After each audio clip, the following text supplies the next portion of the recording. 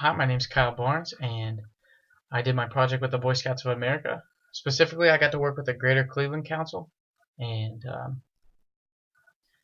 when I went up there for my visit, I got a tour around the office. I met a lot of nice people, and it was just a nice environment. But when I met with a couple guys to figure out ideas for a project, um, they presented a problem, and what that problem was is that the National Boy Scout office said that um, they had a few numbers that differed with the numbers that the Greater Cleveland Council came up with, and what those numbers dealt with were the total available youth. Now, what the total available youth is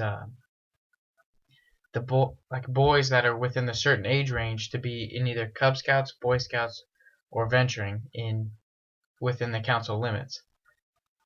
So what the actual problem was that the National Scout Office said that they had a certain amount of numbers, and then the Greater Cleveland Council said that they had a certain amount of numbers of total available youth. But the Cleveland Council said that their numbers were significantly less than what the National Scout Office came up with. So what they wanted me to do was analyze the data and try to figure out where that gap would be. So what I did was I broke the council down a couple times.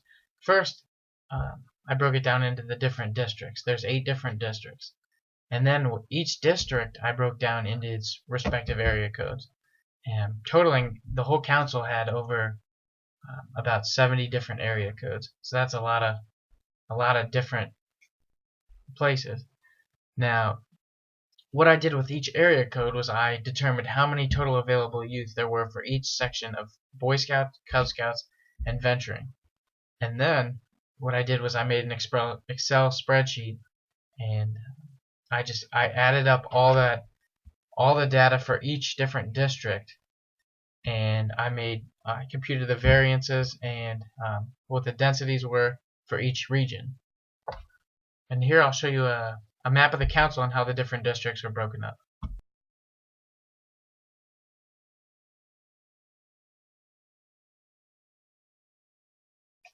Now I'm going to talk about my the SWOT analysis for my project. Some of the strengths were that I've got a lot of background knowledge about Boy Scouts. I've been active in Scouts for about 13 years, and I'm an Eagle Scout, so I definitely know a lot about scouting. I've got an interest in numbers, and I like to be able to pick apart data and figure out what the differences are. Also, I'm really proficient with Microsoft Excel, so piecing all the data together and doing all that was pretty easy to me. Some of the weaknesses were there was a lot of information to pick apart. Since there were over 70 different zip codes, it was definitely a lot of stuff to put together. Let's see, some of the opportunities were, this would potentially let the Greater Cleveland Council know where they need to do more recruiting. They would be able to see which areas of their council were strong with membership and which areas were lacking.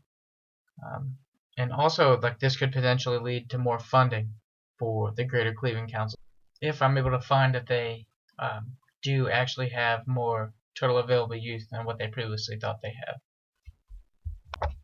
And then what my concern was is that I might not be able to find where the gap in total available youth would be. Now, after going through all the data, I was able to determine that the Greater Cleveland Council actually had about 3,000 more total available youth than what they previously thought they had. Now, as a result of this project, the Greater Cleveland Council will be able to determine which areas or districts that they need to do a better job of recruiting in.